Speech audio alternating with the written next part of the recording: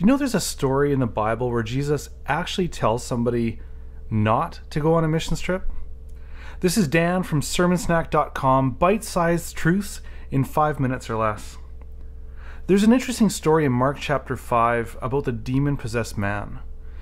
And it starts off by painting this picture of this man who's possessed by an evil spirit. And Jesus comes out of the boat and the man comes and it talks about this man who couldn't be restrained by chains. Whenever people would put chains on him or shackles, he would break them off. And it says that he would day and night wander around these burial caves, howling and cutting himself with sharp stones. I mean, there's this awful, awful picture of this man deeply, deeply oppressed and suffering from demons.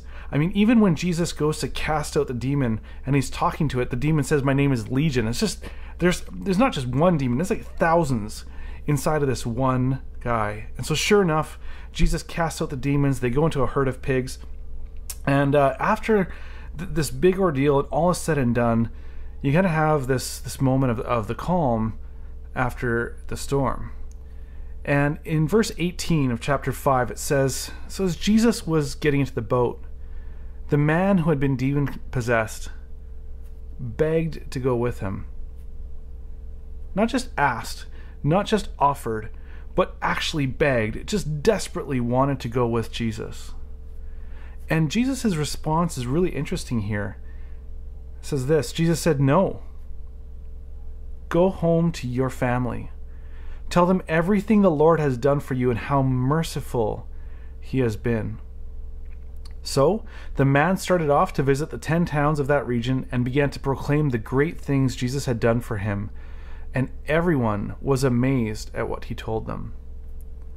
I mean, here you've got somebody who's ready to just give up everything, to travel, to go on the ultimate missions trip with Jesus, to go visit all the cities, to go on tour with this Messiah and explain to everybody, this amazing and radical transformation. But it's interesting that Jesus actually tells him no. And I think part of that is no one really would have known who he was as he was starting to travel. Maybe word would spread in the region or the nearby towns. But as you get farther and farther away, he would explain to people, I used to be demon-possessed, and Jesus freed me. And it would be hard for them to really grasp the weight and the significance of him being free. They didn't really have any sense of what the before was. And so seeing him now in good shape wouldn't have really been that profound. But in contrast, for him to go back to his hometown, to his family, to the people that probably saw him grow up, the people that saw him slowly become oppressed. What about those people that had tried to actually shackle him and put chains on him? What is it like when he goes up to them and says, "Look, I'm free because of what Jesus did"?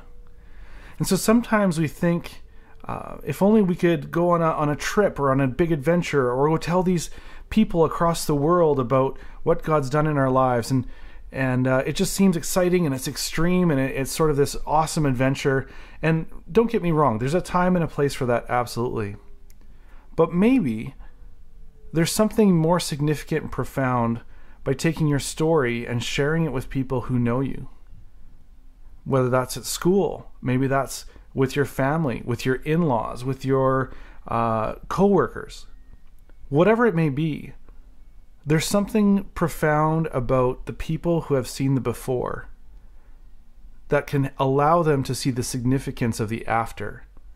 And that transformation that's taken place has so much more weight and depth and meaning. So sometimes the best place to do a missions trip is to just go right back to your hometown, to the people who know you best. And as it says here, go to your home family. Tell them everything the Lord has done for you and how merciful he has been.